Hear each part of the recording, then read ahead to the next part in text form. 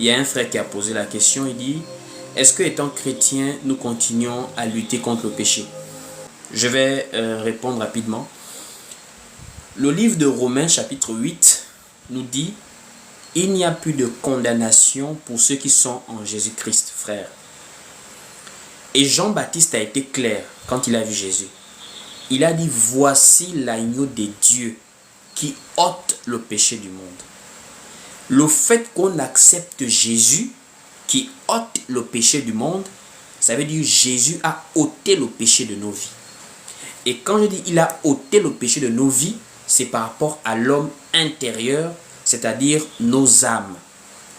Il a sauvé nos âmes en ce que nos âmes sont réconciliées avec Dieu et entrent dans la lumière. Voici pourquoi nous sommes devenus des enfants de Dieu en croyant en Jésus-Christ. Donc notre être intérieur a été renouvelé par la parole. Voici pourquoi le livre de 2 Corinthiens, chapitre 5, au verset 17 nous dit, si quelqu'un est en Christ, il est une nouvelle créature, les choses anciennes sont passées et voici toutes choses sont devenues nouvelles. Ça veut dire le péché appartient au passé pour celui qui est en Christ. Et quand on dit ça, ça concerne l'homme intérieur. Parce qu'attention, Jésus n'est pas venu pour sauver le corps physique, Jésus est venu pour sauver l'âme. C'est ce qu'il a déclaré aux apôtres qui ont voulu lancer le feu aux Samaritains dans le livre de Luc chapitre 9, à partir du verset 50 en descendant. Donc Jésus est venu sauver nos âmes et c'est en cela qu'il a purifié nos âmes du péché pour que nous puissions avoir accès à Dieu. En cela, un chrétien, un enfant de Dieu, un disciple de Jésus-Christ ne peut pas lutter contre le péché puisqu'il ne pêche pas en Jésus.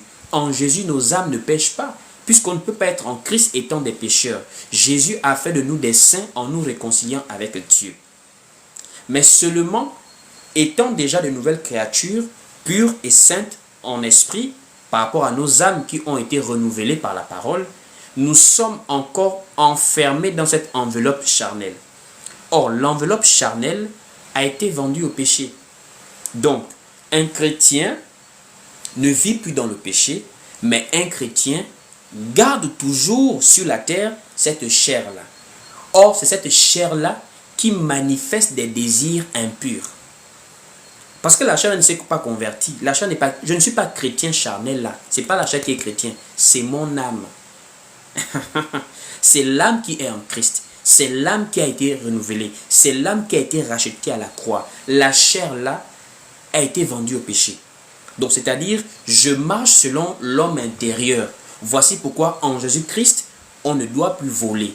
On ne doit plus mentir parce que la parole par laquelle l'homme intérieur a été renouvelé dit de ne plus mentir, dit de ne plus voler. C'est pour cela que nous sommes des disciplinés en Jésus-Christ, nous faisons l'effort d'être exemplaires. Mais il ne faut pas oublier que la chair-là n'écoute pas la parole de Dieu. La chair-là ne s'est pas convertie.